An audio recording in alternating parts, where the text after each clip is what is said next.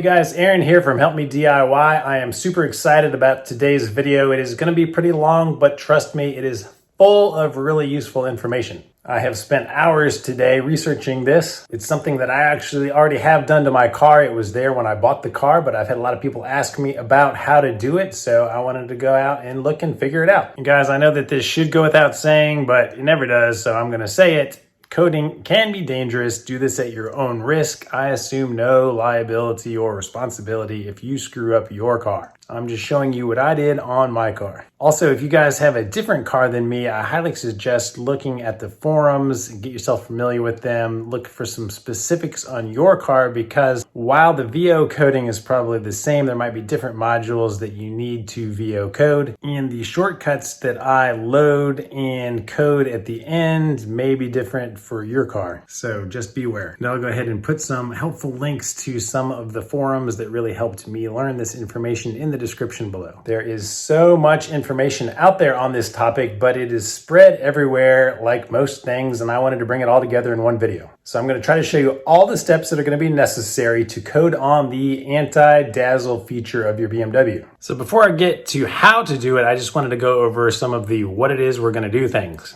Anti-dazzle is a term that I've heard most often, but glare-free high beams, or GFHB, as well as no glare high beams, or NGFB. People often use these things interchangeably to mean the same thing. But even before I get into all of that, I want to talk a little bit about the hardware that you guys are going to need.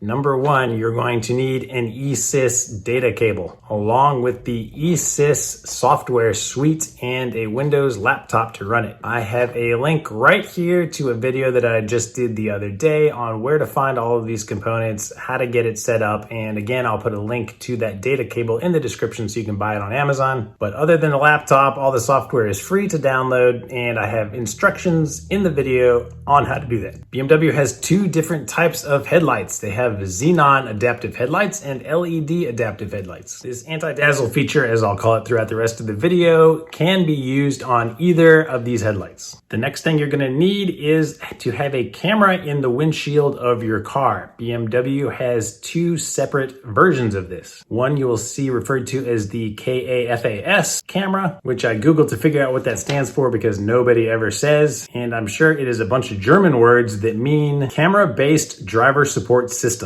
So all it is there are a lot of features of the car that need a camera. If you have one of these cameras, it can support many different options, such as HBA, which is a common acronym for High Beam Assist, LDW, which is Lane Departure Warning, and SLI, which is a Speed Limit Indicator. So with this kind of camera, it will actually detect speed limit signs to update the speed limit indicator that is on your dashboard or heads-up display. Even though I don't have this camera, I made another video on how to enable the SLI and install a module, an aftermarket module, that will allow the speed limit signs to be displayed on my dashboard and heads-up display, but it cannot pick up that data from road signs. It actually gets it from the nav system. So it's not always the most up-to-date, but hey, it works. So the other camera is called an HBA camera or FLA camera. The two terms are used interchangeably. HBA stands for High Beam Assist. FLA, I believe, is probably German words for the same thing. So when you're looking at your ECU modules, you're going to see FLA, you're not going to see HBA. And with this camera, you're not going to be able to do lane departure warning. And also, like I said, the SLI will not pick up speed limit signs. So you might ask, how do I know which camera I have? Well, let me show you. Here's my car. This is a 2015 M4. And if you guys have an M car, join M Group. It's free, mgroup.org. So I actually have a dash cam mounted right here, so that is not part of the system. But if you look in here and you have a camera that looks something like this under your rear view mirror, that is the FLA camera. If, however, your camera looks something like this one over here, that is the KAFAS camera that I was talking about with more features. In order for all of these cool features with your headlights to be able to work, your car needs to know when cars are coming towards you so that it knows when to turn the high beams off and on so not to blind other drivers. Now, when I was researching this, I found out that there was stuff that I didn't even know that I didn't know about. There are so many terms and acronyms that people use on the coding forums, and I just wanted to kind of start with going over some of them to help make all of this make sense. You will probably have to go to the forum at some point and read some things for yourself if you don't have the exact same car that I do. So this is some of the stuff you're going to see and hear there. So first, adaptive headlights. That is going to turn your headlight beams with the steering input to help illuminate curves.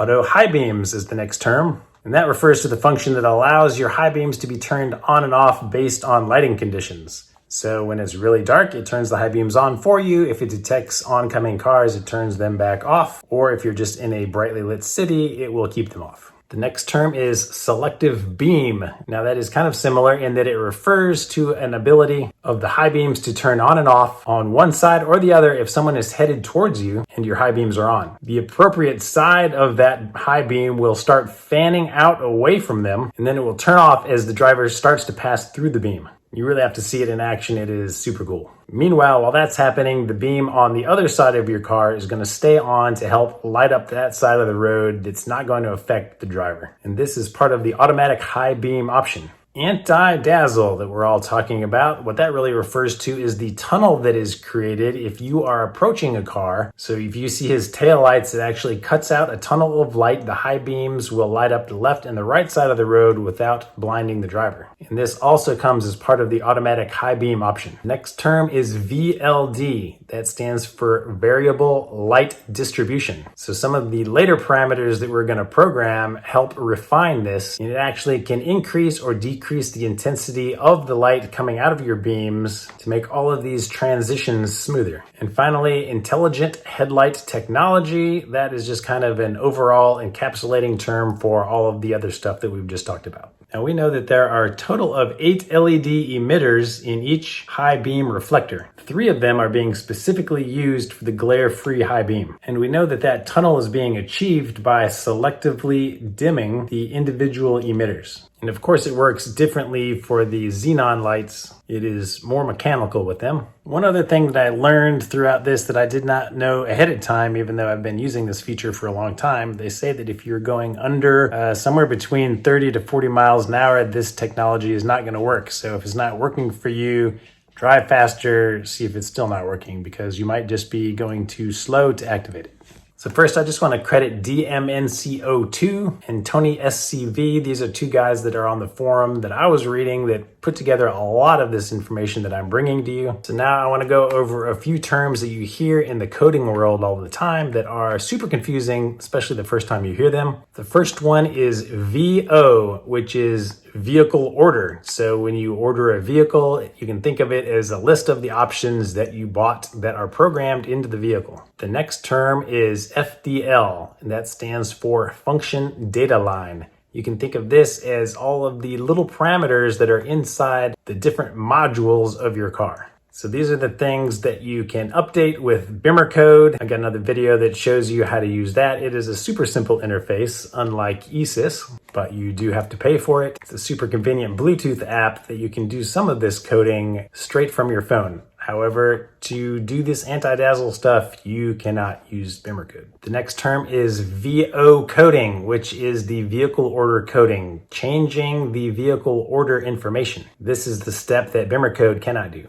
When you use this, it codes all of the FDLs, 100% of them that are in the ECU, to predetermined settings based on the vehicle order. So the next term is Fdl coding. So now you can probably guess that that means coding individual FDLs in an ECU, and that overwrites what the VO coding does for the individual FDLs. So VO overwrites all FDLs for one ECU, and then you can go back in with Fdl coding to update individual ones that you want to change. By the way, are you learning stuff? Hopefully you are. Please like this video and subscribe to the channel, and you'll get lots more information later. Okay, so now that we have all that background information out of the way, let's get to why we are here and what it is that we are trying to do. We want to enable this anti-dazzle. So what does that mean? Well, when BMW ships its cars to the US, it actually adds 2 features to the vehicle order. Every car that is equipped with anti-dazzle capable hardware gets these 2 features in order to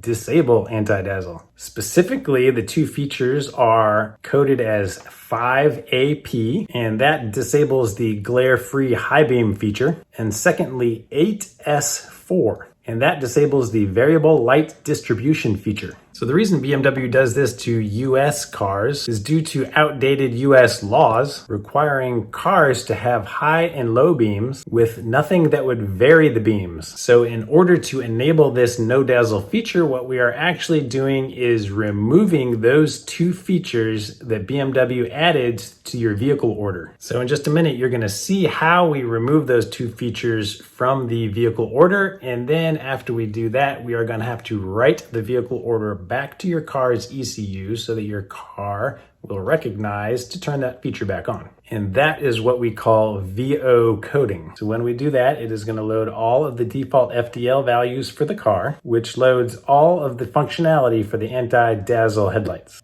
effectively enabling them to work properly. Now, on some BMWs, you only have to VO code a couple modules, notably the FEM_body module and the FLA or KAFAS module, depending on which camera you have installed. But the forums tell me if you have an F15 or F16, and also the F80, F82, and F83, M3, and M4s, there are a few additional modules that you will need to code. Now, all the modules that we need to code can be done in 10 to 15 minutes without the car running, just on accessory power. I plug mine into a CTEC charger, but even that's not necessary, it's just precaution. But when we're doing this, you should do things like turn off the AC system, the radio, and especially the lights, even the daytime running lights, because we're gonna be coding the lighting modules. And it can cause your lights to flicker, and we just don't wanna risk doing anything to them. All right, that's all the background knowledge I have for you. So let's get out to the car, fire up E-Sys, and I'll show you how to do this. All right, out to my car. As I said, I have a CTEC pigtail here going to my CTEC BMW charger. And then inside the car, I'm gonna skip all of the how to connect this and get your E-Sys connected, because I did that in the separate video. Don't forget to just toggle that to off. So once you're connected to the car, you're gonna go down here to expert mode, and then you can click on coding. That will pull up this screen, and you are going to read the vehicle order. So this just communicated with the car and read what vehicle order is currently installed on the car. The first thing you're going to want to do is click on save, and you're going to save whatever you have here and name it whatever. I just put today's date as the file name, and I'm going to click save. I just created this one earlier to test this out today.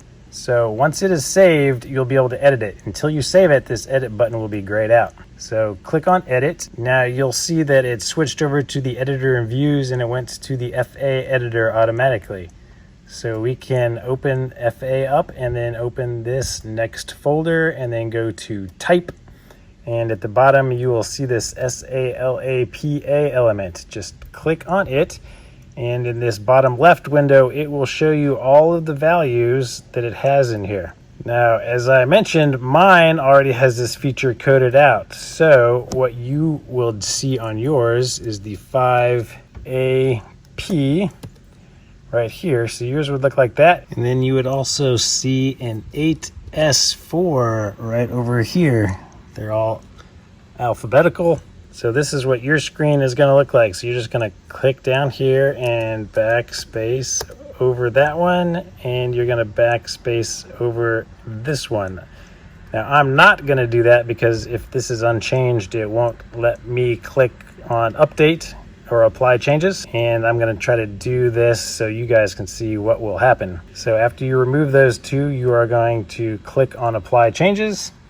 And then this is the important step here. You're going to go to File, Save As. So you're going to save a new FA file, and you're going to call this one whatever you want, Anti-Dazzle. But anyway, pick a file name and click Save. So now this is saved.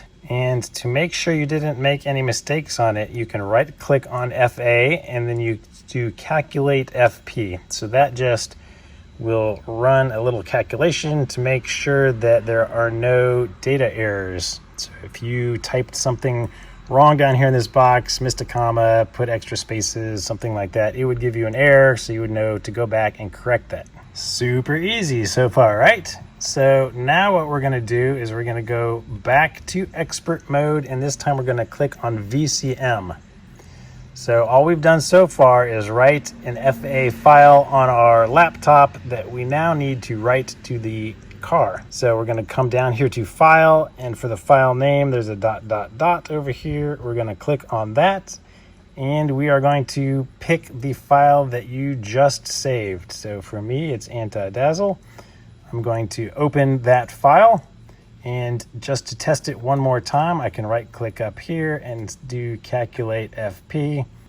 All right, there are no errors, so that is good. So I'm going to go to this master tab now, and then you will click on write FAFP, and that will write the VO to your car. Now, I'm not gonna do this because I don't want it to disable my anti-dazzle. So after that completes, we are going to go back to coding, and you're going to once again click read, and it will read hopefully what you just wrote back from your car. And this time we're going to right click on FA and select activate FA. You'll see that it is activating it here, and you'll know it's active with the little green active next to it.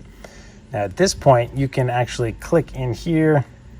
Mine has a really small, annoying window to work with, but if you get down into the SALAP elements that we edited and expand that out, you should be able to look for it, and you should be able to see that those values are not in here anymore. So you can confirm that the 5AP is no longer there, and your 8S4 should not be here either.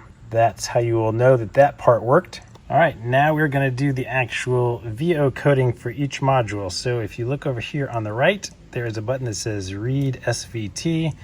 You're going to click on that, and it is going to read all of your ECU modules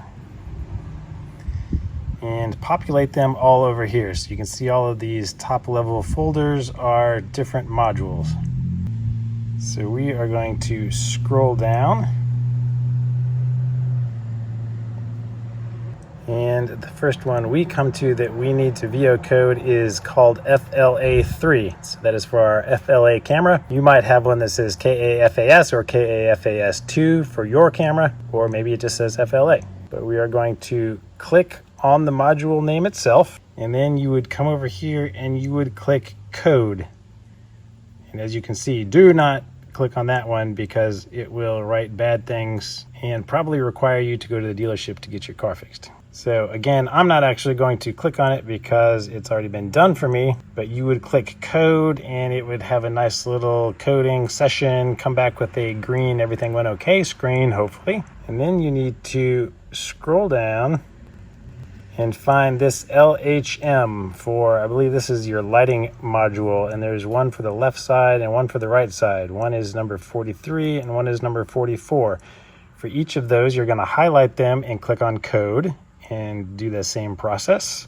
And then once those are done, you are going to keep scrolling down until you find the two TMS modules. So you're going to click on this one, click code. You're going to click on this one, click code. And then the one last module, or first module, it doesn't really matter the order, is FEM body. So make sure you click on that one and click code. So back when you installed this, you had this PSD Z data big file that you remember you had to move. And what that file actually is all of these CAFD things are where all of these parameter settings are for each of your modules.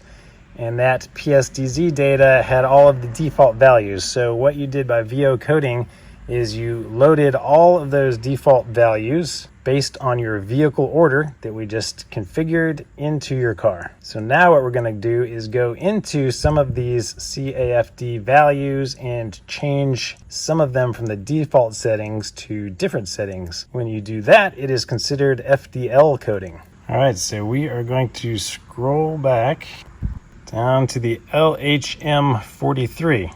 Now right click on that and select read coding data. So it's going to fetch all of the values. So you should get an OK here. And now what that did is it changed that green checkbox on your CAFD to a folder that you can expand. And under this one, you can select it and right click and select Edit FDL. And that will open our FDL editor tab again that has these values here. And on the right, there is a section that has available cheat codes. Now, if you do not have this auto fetch codes enabled, just check it and then click refresh. And if you followed my video on how to install this stuff, this list of cheat codes will show up. And you'll see that the one on the very bottom is the no glare high beam assistant, step 2 driver side. So you want to check that and then click the apply button. And you're going to get a window that asks if you're sure you want to do this. And I'm going to click OK. And then I'm going to click on the little save to save this CAFD stuff that it just updated. And we're going to click this green back button to go back to the coding window. And we're going to find that CAFD file that we just edited. It is already highlighted. And then we're going to click on Code FDL. And it is going to send all of those shortcut parameters that we just set to the car for our Fdl coding. All right, finished with status, finished, and everything looks good. So we can just close. And now we get our green 0 errors report. So that's what you want to see. And then you're going to do the same thing for number 44. We're going to read our coding data, close this, expand this, right click on this one and edit FDL. Takes just a second. And we're going to do the same thing in our cheat codes. We are going to do the no glare high beam assist step 2 passenger side. And click apply. Yes, we're sure. Going to save it. Go back to our coding and click on Code FDL. And hopefully we get the same success on this side. All right, it is finished and it is successful. So far, so good, right? Now we're just going to go to our FEM body and do the same thing. Expand our CAFD, right click on him, edit FDL.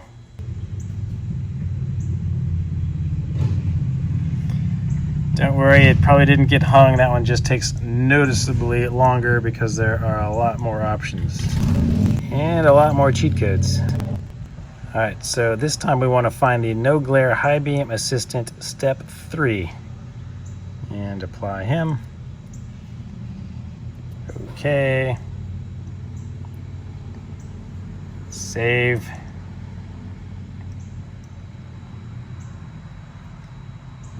Go back and code FDL. And everything finished successfully.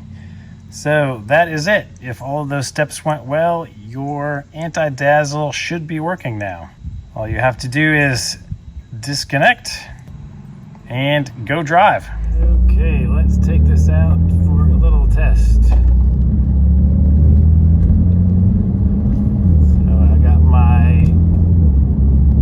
High beams turned on, and when I hit 27 miles an hour, they came on. So we got a car coming up. Oh, and it did the tunnel around the car. I don't know if you can see that. Then the left beam came back on after we passed the car. And our left high beam went off, and then it comes back on after the car disappears. All right, guys, so that's it. I hope this helped a lot. I hope you learned a lot of stuff. I know I did going through this process, Please like the video, subscribe to the channel, and hey, if you want to buy me a beer, there's a link in the description. You can even do that. Appreciate you watching, guys, and I'll see you for the next video.